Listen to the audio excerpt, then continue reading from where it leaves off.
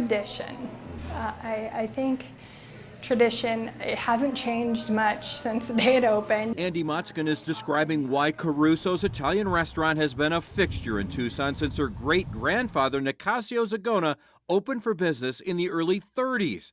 The Palermo, Italy native got off the bus in Tucson to stretch his legs and decided to stay.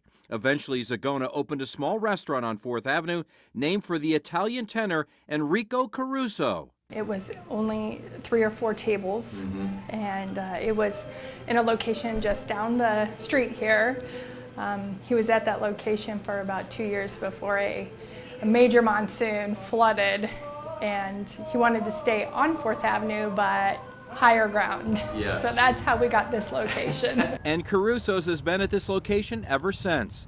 While the restaurant has expanded over the years, not much else has changed. Not the sauce, not the lasagna, and not the meatballs.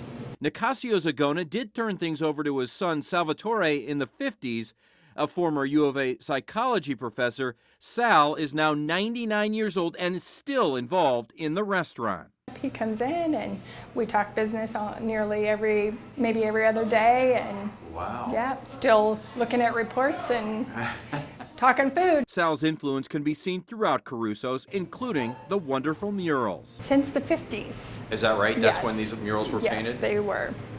And They were painted by students. were they really at the U of A? Art students, yes. Andy is a 4th-generation member of the Zagona family to manage the restaurant. She works alongside Sal Jr. as co-managers, overseeing room after room of hungry diners. But it's in the huge kitchen where the real work is being done. This kitchen is very large. I always try to explain to people that's why it may take a little while to get your things. You'll find out it's a city block.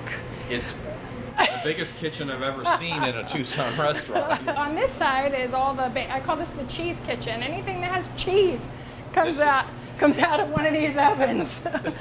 Anything with cheese, pizza, all the baked dishes, they come out of this kitchen, yeah. Our behind-the-scenes look at Caruso's prepping for dinner includes getting the garlic bread ready. There are 28 loaves in a box. They're 3-foot loaves, and we do about 4 a day. Weekends, about 6 boxes a day. Okay, that's a lot of bread. It's a lot of bread. They spend a lot of prep time on grinding the meat for meatballs and sausages, as well as getting the famous lasagna ready. How many layers? There are 5 noodle layers. 5 noodle layers. Is that probably the signature dish or one of the signature dishes? I would say it's our most popular dish. Right. It's all very labor intensive, and it takes a loyal and dedicated staff to pull it off every night. This is kitchen 5 for us. This is Leslie.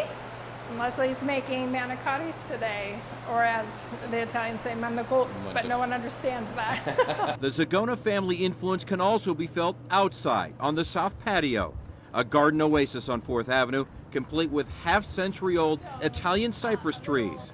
It's a great place to reflect, as Andy did, about the future of Caruso's. I hope that somebody comes along, a grandkid or maybe a kid retires from their current job and wants to take over. There isn't much after me, so I don't know how long I can do it, but I'm going to stick with it. But if I have longevity like my uncle, 99 is my number. Thank you for the tour. You're absolutely Arizona Caruso's, Thank and I you appreciate so it. much. I appreciate you coming.